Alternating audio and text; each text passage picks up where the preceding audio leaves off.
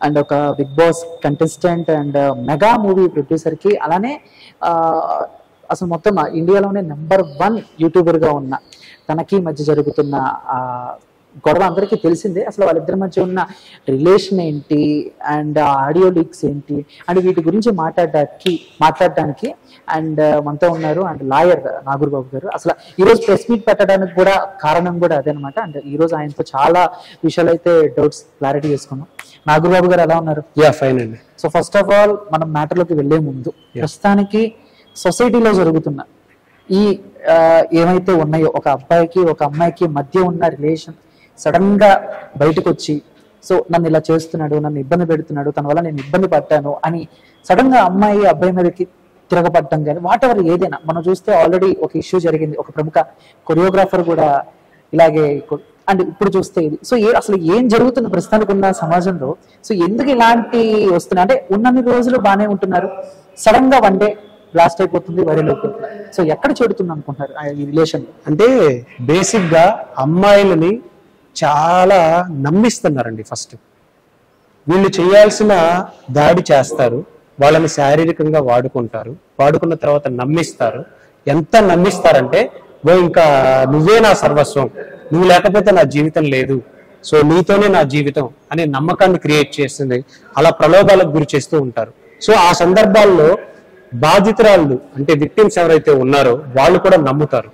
నమ్మిన సందర్భంలో కొంతకాలం నమ్మిన తర్వాత ఇప్పుడు అబ్బాయి అవసరాలు తీరిపోయిన తర్వాత డెఫినెట్ గా వీళ్ళని మళ్ళీ ఒక చెత్త కుండీలో పడేసినటువంటి టిష్యూ పేపర్ లాగా ట్రీట్ చేయడం మొదలు పడుతుంది.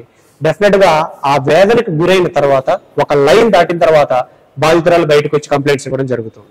ఓకే సార్, అంటే ఇది మామూలుగా గొడవ అవుతుంది, మాట్లాడుకుంటున్నారు జనాలు కూడా, మహా అయితే ఒక నెల మాట్లాడుకుంటారు, 2 months మాట్లాడుకుంటారు, తర్వాత వేరే కొత్త టాపిక్ ఏమన్నా వస్తే ఇది మర్చిపోతున్నారు, మళ్ళీ కొత్త టాపిక్ లోకి వెళ్ళిపోతున్నారు తప్ప ఇక్కడ న్యాయం జరుగుతుందా, అన్యాయం జరుగుతుందా, నిజంగా ఎవరి వల్లైనా ఒక వ్యక్తి బాధపడితే ఆ బాధపడిన వ్యక్తికి న్యాయం జరుగుతుందా, బాధపెట్టిన వ్యక్తికి శిక్ష పడుతుందా అనేది మాత్రం అది ఎంతవరకు ఈ కోర్టులు కేసులు అంటేనే జనాలు కూడా బాగా అలవాటు. అంటే ఎలాగంటే ఎన్ని మామూలే, ఎన్నో సాగదీసి ఇప్పుడో అవుతుందిలే అన్నట్టు. సో అది ఎంతవరకు జరుగుతుంది అంటారు? కరెక్టేనా అది, లేకపోతే మేము అనుకున్నట్టు? జనాలకి ఈ రోజు ఒక న్యూస్ వస్తుంది, మళ్ళీ రేపు ఒక కొత్త న్యూస్ వస్తుంది. అట్లా అని చట్టం తన పని తాను చేయడం మానదు. ఒక ఎఫ్ఐఆర్ ఫైల్ అయిన తర్వాత పోలీసు వారు వాళ్ళ ప్రొసీజర్ ఫాలో అవుతారు. వాళ్ళు ఎఫ్ఐఆర్ నమోదు చేస్తారు, స్టేట్మెంట్స్ రికార్డ్ చేస్తారు, దాన్ని కోర్టు దృష్టిలో తీసుకొని వెళ్తారు. నెక్స్ట్ నిందితులు ఎక్కడున్నా అరెస్ట్ చేసే ప్రయత్నాలు చేస్తారు. ఈ ప్రయత్నం అనేది ఎక్కడా ఆగదు, అది జరుగుతూనే ఉంటుంది. Regular process. జనాలు మాట్లాడుకున్నారా మాట్లాడుకోవటం లేదా అనే దాని మీద కేసు అనేది డిపెండ్ అయి ఉండదు. అంతే అంతే. సో ఇప్పుడు ఈ చూస్తే ఆడియో లీక్స్ కి సంబంధించి కూడా చాలా మంది దగ్గర ఒక క్వశ్చన్ మార్క్ ఉండిపోయింది.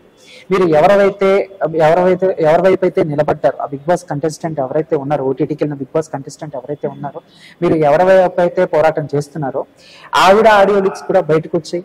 ఏదో ఒక అక్రమ మద్యమం మీద 5 ఏళ్ల క్రితం నాకు లైసెన్స్ వచ్చింది, నేను డబ్బులు సంపాదించాలనుకుంటే చిటికలో సంపాదించగలను, నాకు ఎక్కడే కాదు విఐపీలతో పరిచయాలు ఉన్నాయి, ఫారెన్ లో కూడా నేను బిజినెస్ ఇలాంటి చాలా ఉన్నాయి.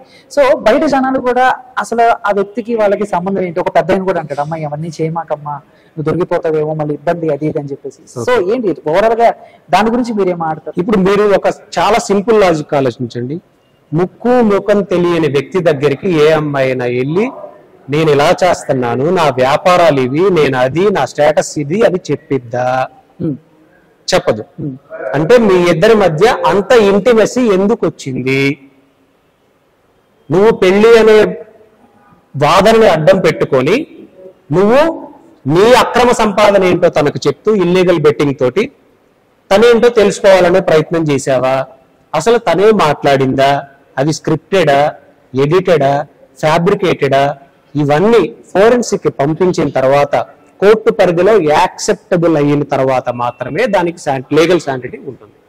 అప్పటి వరకు దానికి లీగల్ గా ఇది ఆ అమ్మాయి ఏ పరిస్థితుల్లో మాట్లాడింది, లేదా నువ్వు మాట్లాడించావా, లేదా నువ్వు ఒక సందర్భం ఇచ్చి నువ్వు డైరెక్టర్ కాబట్టి మాట్లాడమని చెప్పావా అనేది ఎవ్వరూ తేల్చలేరు. అసలు అది ఆ అమ్మాయి వాయిస్ అనేది కూడా ఫోరెన్సిక్ నివేదిక వచ్చిన మాత్రమే మనకు తెలుస్తుంది.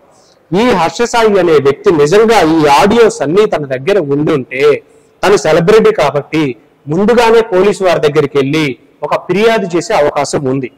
అలా చేయకుండా నా దగ్గర 9 హార్డ్ డిస్కులు ఉన్నాయి లేదా 10 హార్డ్ డిస్కులు ఉన్నాయి, ఈ 10 హార్డ్ డిస్కుల్లో ఎంతమంది ఆడపిల్లల జీవితాలు ఉన్నాయి, ఇలాంటి వాదన ఎప్పుడు తీసుకొని వస్తున్నాడు. దేశం వదిలిపెట్టి పారిపోయి ఆడియోలు రిలీజ్ చేస్తూ ఇప్పటికీ కూడా బాధితురాలను వేధింపులకు గురి చేస్తూ ఉన్నాడు. ఇతని క్యారెక్టర్ ఇది ఏంటి మనకు ఎస్టాబ్లిష్ అయిపోతుంది. మీరు చూసే మీరు విన్నటువంటి ఆడియోలు బేస్ చేసుకొని ఒక ఆడపిల్ల జీవితాన్ని మనం డిసైడ్ చేయలేం. కనీసం కంప్లైంట్ కాపీ ఏంటో కూడా తెలియకుండా ఆ ఆడియోలు బేస్ చేసుకొని ఇష్టం వచ్చినట్టు మాట్లాడుతున్నారు కాబట్టి నేను కోర్టును అప్రోచ్ అవ్వడం జరిగింది. కోర్టు కూడా ఎవరెవరైతే ఆ ఆడియోలు పెట్టారో వాళ్ళందరూ కూడా మీద లీగల్ యాక్షన్ తీసుకోమని అవన్నీ డిలీట్ చేయమనడం కూడా జరిగింది. ఓకే, సో అటు మీరు అన్నట్టు ఇప్పుడు మీరు ఏ పేరైతే ఎత్తారో ఆ హర్ష సాయి అనే వ్యక్తి ఒకవేళ మళ్ళీ ఇండియాకి వస్తే, సో మీరు అనుకున్నట్టు అన్ని ప్రూవ్ అయ్యి తండ్రి తప్పు అని రుజువు అయితే, సో తనకు పడే శిక్ష ఎలా ఉండబోతుంది అనుకుంటారు? హర్ష సాయిది తప్పు అయితే డెఫినెట్ గా అతనికి ఇందులో 10 సంవత్సరాలు ఈ సెక్షన్స్ ప్రకారం 10 సంవత్సరాలు శిక్ష పడే అవకాశం ఉంది. అతను దేశం వదిలిపెట్టి పారిపోయాడు అంటే తను ఇంటెన్షనల్ గా ఏం చేయాలనుకున్నాడో, ఎలా బ్లాక్మెయిల్ చేయాలనుకున్నాడో, ఎలా ప్లాన్డ్ గా చేశాడని అర్థమైపోతుంది.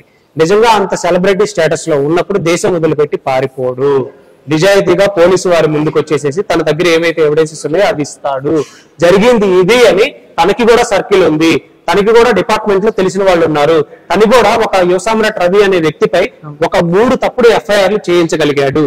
సో కాబట్టి వీళ్ళకన్నా ముందే అతను వెళ్ళే అవకాశం ఉన్నా కానీ వెళ్ళలేదు అంటే తను ఒక క్రైమ్ కి ఆల్రెడీ కమిట్ అయిపోయి ఆ క్రైమ్ కి అగెనిస్ట్ గా ఎవిడెన్సెస్ పెట్టుకొని ఉన్నాడు కాబట్టి అవి కూడా నిలబడవన్న ఉద్దేశంతో దేశం వదిలిపెట్టి ఈ రోజు పారిపోయే పరిస్థితి వచ్చింది. ఓకే, యాజ్ ఎ లాయర్ గా మీరు ఒక విషయం చెప్పండి. అంటే ఈ హర్ష సాయి అనే వ్యక్తి ఈ ఒక్క అమ్మాయి జీవితంతో ఆడుకోవటమేనా, లేకపోతే ఇంకా ఆయన ఇందాక మీరు అన్నారు 9 హార్డ్ డిస్క్లు ఎన్నో ఉన్నాయి, ఇంకా హార్డ్ డిస్క్ లో ఎంతమంది ఆడపిల్లల జీవితాలు ఉన్నాయో అని చెప్పేసి ఆ డౌట్ ఏమన్నా వచ్చిందా? ఓన్లీ ఒక ఆవిడేనా, ఇంకెవరైనా మోసపోయినట్టు ఏమన్నా?